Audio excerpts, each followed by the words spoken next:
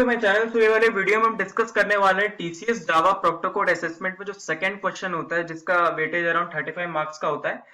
तो उसे बहुत लोग सॉल्व नहीं कर पाते क्योंकि वो थोड़ा सा लेंदी होता है और हल्का सा ट्रिकी होता है। ठीक है, तो हम उसे सिंपल वे में सॉल्व करेंगे। एक सिंपल सा आपको अप्रोच बताऊंगा। अगर आप ये अप्रोच को फॉलो करेंगे तो डेफिनेटली आप अगले प्रोक्टर कोड असेसमेंट पे आप उस कोड को चला पाएंगे। ठीक है, तो लेट्स बिगिन। तो हमने लॉजिक ब्रेकडाउन किया हुआ है इसे 3 मेजर पार्ट्स में। ठीक है, इसे ध्यान से देखना। सबसे जो पहला स्टेप है उसमें हमें एक क्लास बनाना है जिसके अंदर हम वेरिएबल्स को डिक्लेयर करेंगे। फिर उसके बाद कंस्ट्रक्टर को हम डिक्लेयर करेंगे और उसके बाद से हम गेटर सेटर मेथड्स जितने भी वेरिएबल्स हमने डिक्लेयर किए हुए हैं उसके हम सबके गेटर सेटर मेथड बनाएंगे। अब बेसिकली यहाँ पे देखना कि सेटर मेथड जो है वो सारे क्वेश्चन के लिए मतलब कि वैसे एप्लीकेबल होता नहीं है, क्योंकि अगर कोई क्वेश्चन में अगर बोला जाता है कि अगर आपको ये जो पर्टिकुलर वैल्यू दी गई है अगर आप उसे बाद में चेंज करना चाहे तो आप सेटर के हेल्प से उसे आप चेंज कर सकते हैं। और गेटर बेसिकली रिटर्न पार्ट होता है, तो ये तो होगा ही होगा। ठीक है, जो सेकंड स्टेप है वो उसमें हमें क्या करना है कि मेन फंक्शन बनाना है और उसमें हमें सारे इनपुट और रिजल्ट पार्ट को लिखना है।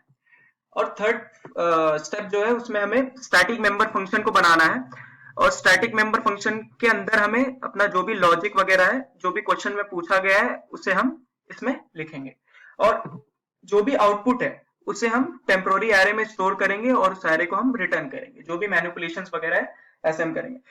सो गाइस, ये रहा हमारा क्वेश्चन जो पिछले प्रोक्टर कोड असेसमेंट में पूछा गया था। ये अराउंड 25 जनवरी को पूछा गया था इसी साल। ठीक है, तो चलिए इसे समझते हैं। तो सबसे पहली जो चीज कही गई है इसमें सबसे पहले हमें बनाना है क्लास। ठीक है, अब क्लास का नाम होगा इन्वेंट्री। ठीक है, और उसमें हमें 4 वेरिएबल्स को डिक्लेयर करने हैं। ठीक है, यहाँ पे इनपुट आप देख सकते हैं 4 वेरिएबल्स 1 2 3 4। ठीक है, 1 2 3 4। तो ये बेसिकली एक पूरा एरे में स्टोर्ड है जहां तक उसकी लेंथ है। तो इस एरे की लेंथ है 4 जिसमें 4 इनपुट पास किए गए बार बार। ठीक है, और ये एक्स्ट्रा एक इनपुट है इसे हम बाद में देखेंगे। तो सबसे पहले हमें क्या करना है, जो क्लास है ना, क्लास को हमें डिक्लेयर करना है।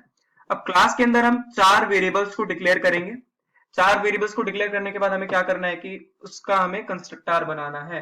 कंस्ट्रक्टर ये मैंडेटरी पार्ट है क्योंकि आपको एक क्वेश्चन में बनाना ही बनाना पड़ेगा, क्योंकि जो भी सारी वैल्यूज हैं वो इस पैरामीटर्स को डिफाइन करेंगे और इसके अंदर जो भी दिस पॉइंटर की वजह से ये जो वैल्यूज है इसमें स्टोर होगी जाके। ठीक है, फिर से हम बाद में इस कंस्ट्रक्टर का यूज करके हम कुछ भी कर सकते हैं। अब इसके बाद हमें क्या करना है, गेटर और सेटर मेथड को इंक्लूड करना है। हर एक वेरिएबल के लिए एक एक गेटर एक एक सेटर।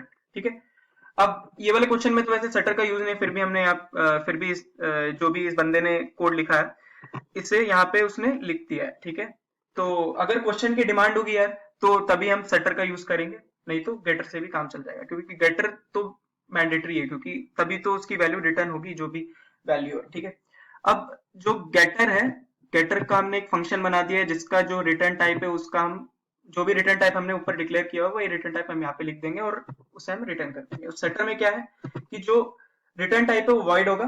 ठीक है, फिर उसके बाद जो फंक्शन है और जो भी पैरामीटर होंगे इसके अंदर ये स्टोर हो जाएगा, क्योंकि बेसिकली अगर हमें कोई भी वैल्यू अगर चेंज करनी होती है बाद में तो हम सेटर का यूज करते हैं। फॉर एग्जाम्पल कोई भी object name for O B dot जो फंक्शन नेम है वो लिख के और उसकी वैल्यू हम देते हैं। अब जो भी वैल्यू आएगी अब यहाँ पे दोबारा वो चेंज हो जाएगी इसके इस पैरामीटर में आके और इस दिस पॉइंटर की वजह से फिर से ये अपडेट हो जाएगी। ठीक है, तो सबके लिए हमने गेटर सेटर बना दिया। अब 4 वेरिएबल से तो इसने क्या किया कि हर एक गेटर हर एक सेटर हर एक वेरिएबल के लिए तो टोटल हो गए 8 फंक्शंस। अब आते हैं मेन फंक्शन पे। जैसे कि आप मेन फंक्शन में देख सकते हैं कि हमने यहाँ पे एक एरे ऑब्जेक्ट बनाया हुआ है जिसकी लेंथ होगी 4, क्योंकि जो क्वेश्चन में बोला गया हमें एरे ऑब्जेक्ट बनाने हैं जिसका मतलब जो वेटेज होगा वो मतलब जो डिक्लेरेशन होगा वो 4 तक होगा। अब उसके बाद से हमें स्कैनर इनपुट बनाना है तभी हम उसकी इनपुट लेंगे। अब एक फॉर लूप लगाना है हमें, क्योंकि जैसे मैंने बोला था यहाँ पे एक ये एक एरे होगी, एक दूसरी एरे होगी, एक तीसरी एरे होगी। ऐसे कंफ्यूज मत होना कि एक एक करके, वो हमने पहले 4 को डिक्लेयर कर दिया, उसके बाद से सबका हमें एक लूप डिजाइन करना है। तो जितने नंबर ऑफ क्वेश्चन में बोला जाएगा, फॉर एग्जांपल यहाँ पे बोला गया कि 4 ऑब्जेक्ट इनटू एरे, मतलब एरे कहां तक चलेगी 4 ऑब्जेक्ट तक। तो इसलिए जो ऑब्जेक्ट है वो इन डॉट लेंथ हो गया। डॉट लेंथ मतलब यहाँ तक ये एरे चलेगी। अब उसके बाद से जो भी इनपुट होंगे हमने यहाँ पे लिख दिया और ठीक है।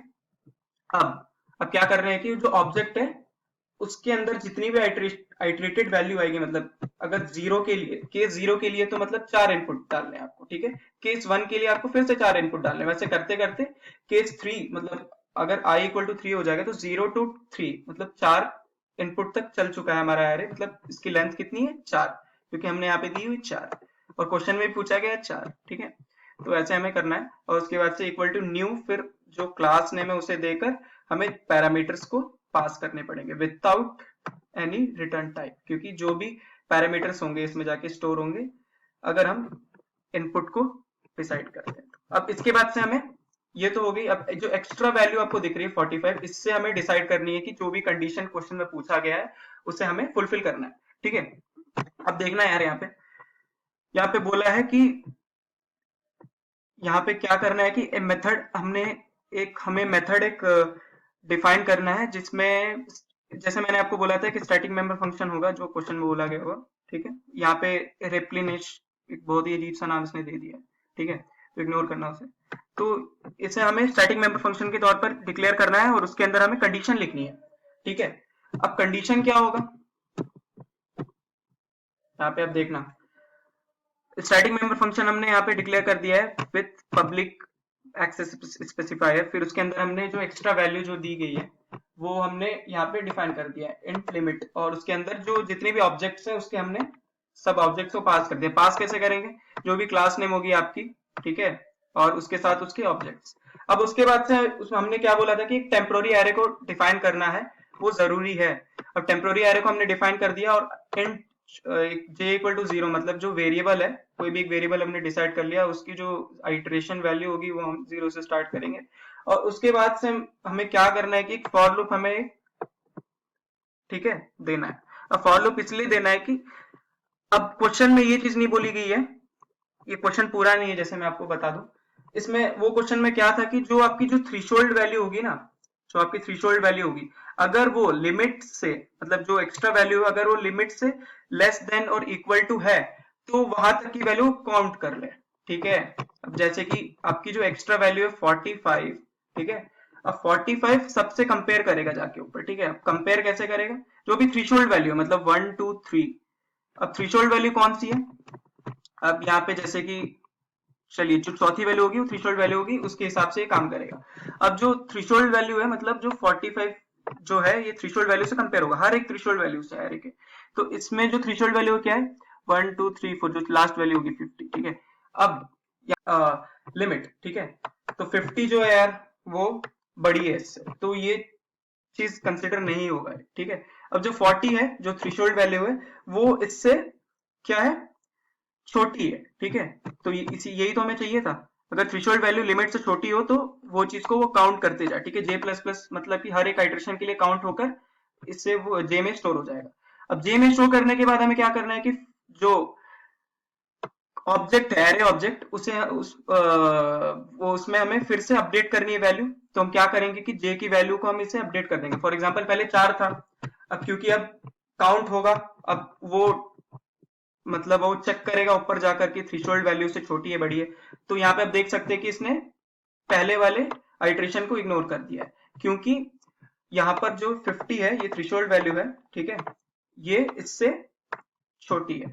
क्योंकि अगर ये इससे छोटी होगी, सॉरी ये इससे बड़ी है, अब ये इससे बड़ी होगी तो इसे नहीं लेगा, बाकी जितनी भी छोटी वैल्यू है सबको ले लिया, क्योंकि हमने यहाँ पे कंडीशन ऐसी बनाई रखी है।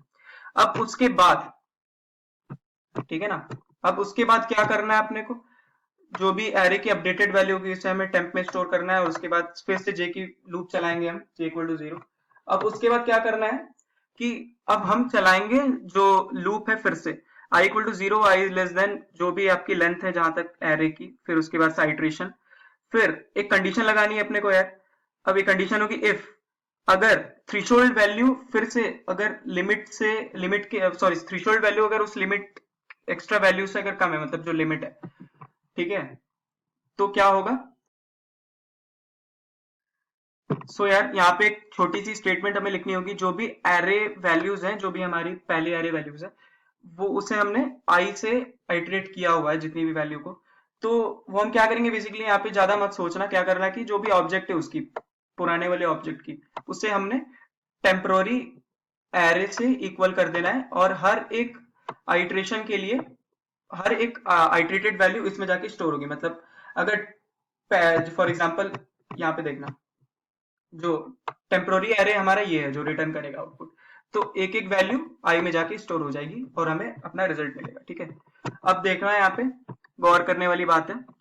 अब हमें जाना है मेन फंक्शन पे। अब मेन फंक्शन पे हमें क्या करना है कि यहाँ पे क्वेश्चन में बोला गया है कि जो भी स्टैटिक मेंबर फंक्शन में जो भी कंडीशन होगी उसकी बात सेटिस्फाई करने के बाद, ठीक है, जो आईडी है, ठीक है, आईडी को हमें डिस्प्ले करना है अलोंग विद द फिलिंग्स। मतलब फिलिंग्स कैसे डिसाइड होगी, अगर अगर जो फिलिंग है वो 75, जो 75 है उससे अगर ज्यादा है तो क्रिटिकल फिलिंग, अगर 74 और 50 के बीच में है तो moderate filling, then otherwise non critical filling. यहाँ पे आप देखना, आप तुरंत ही मेन फंक्शन के बाद यहाँ पे आप ये वाली लॉजिक लिखोगे, जो रिजल्ट है, जो भी मतलब कि आपको ऑब्जेक्ट मानना है वो ऑब्जेक्ट आप लिख लेना। उसके बाद से जो स्टैटिक मेंबर फंक्शन है उसे हमें लिखना पड़ेगा। अब उसके बाद से हम एक लूप लगाएंगे जहां पे जो हर एक रिजल्ट के लिए, मतलब हर एक जो ऑब्जेक्ट हमने बनाया है आउटपुट के लिए, तो वहां पे हमने फॉर लूप तो देना ही है इसे हमें डिस्प्ले करने के लिए। ठीक है, तो देखना है यहाँ पे, अगर थ्रेशोल्ड वैल्यू अगर 75 से एक मतलब बड़ी हो या इक्वल हो तो वहां पे क्रिटिकल फिलिंग देंगे, else if non sorry moderate filling और एल्स नॉन क्रिटिकल फिलिंग। ठीक है, तो यहाँ पे हमने क्लोज कर दिया है। तो यहाँ पे आप देखना, जो 45 है, 45 45 जो है थ्रेशोल्ड वैल्यू, जो 45 है वो इस 40 से बड़ी है। ठीक है,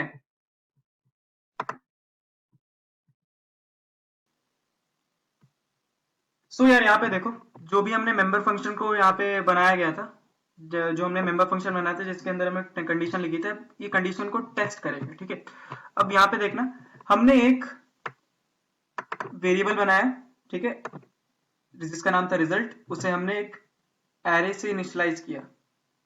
ठीक है, फॉर एग्जांपल हमने एक रिजल्ट का एरे बनाया। ठीक है, इसके अंदर हमने मेंबर फंक्शन को लिखा जिसके अंदर हमने वैल्यूज पास की, जो भी एक्स्ट्रा वैल्यू हमने जो कंडीशन में दी गई है इनपुट देने के लिए 45, जिसका हमने नाम रखा है लिमिट। ठीक है, उसे हमने यहाँ पे डिक्लेयर कर दिया है, मेन फंक्शन के बाद डिक्लेयर करना है उसे। ठीक है, अब इसके बाद हमने इसमें पैरामीटर में हमने लिमिट को डाला और एरे के ऑब्जेक्ट्स को डाला। ठीक है, जैसे हमने यहाँ पे बनाया है फंक्शन, इसी फंक्शन को उठा के हमने यहाँ पे चेप दिया एक तरह से। ठीक है, कॉपी कर दिया। अब इसके बाद हमें क्या करना है कि जो भी रिजल्ट की वैल्यू आएगी इस पर डिपेंड होगी, मतलब जो भी कंडीशन हमने यहाँ पे लिखा है, जो भी चीजें आई होंगी इसमें जाके रिजल्ट में स्टोर होंगी। अब उस हिसाब से हमें जो भी कंडीशन पूछा गया है क्वेश्चन में उसका हमें आंसर करना है। ठीक है, तो थोड़ा समझना है, थोड़ा सा हल्का ट्रिकी होगा इधर।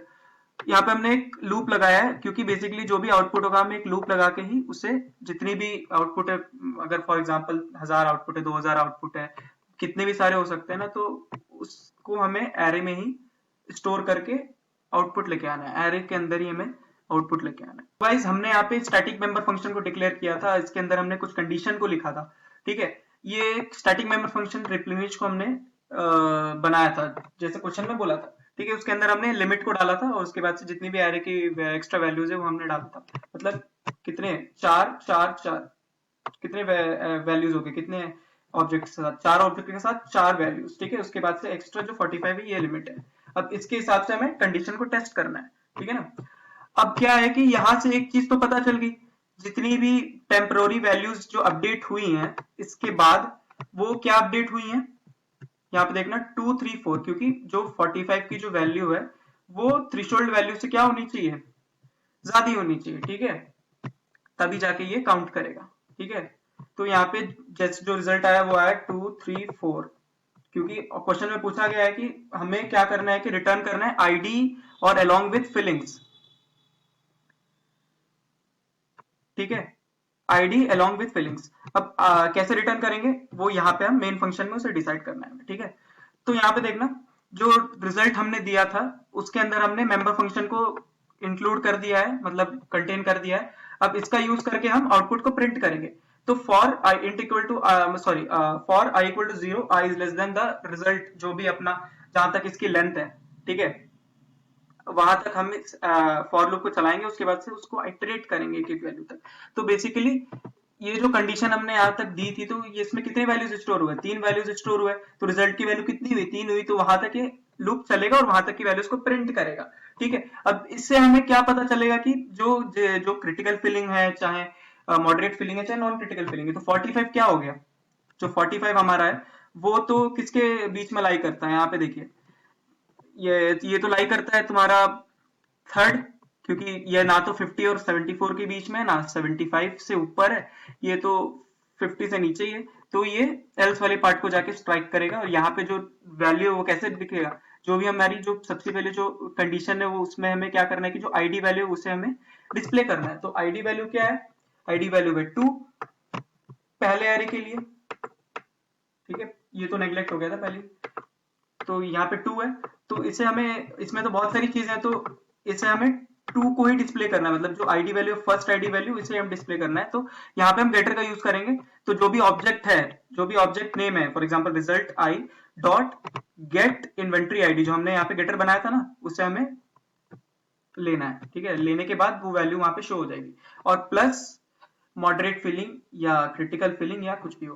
ठीक है, तो यहाँ पे हमारा जो कंडीशन लाई करते हैं, जो 45 है, जो लिमिट है, उसकी वैल्यू जो है वो 50 से कम है, मतलब जो एल्स पार्ट है उसको जाके स्ट्राइक करे, और यहाँ पे जो आईडी वैल्यूज है वो यहाँ पे आउटपुट दिखाएगा, और उसके साथ नॉन क्रिटिकल फिलिंग, तो यहाँ पे देख सकते हैं आप 2 3 4 then non critical filling, non critical filling, non critical filling. तो ऐसे हमारा ये छोटा सा प्रोग्राम एंड होता है, बहुत सारे कंफ्यूजन के साथ।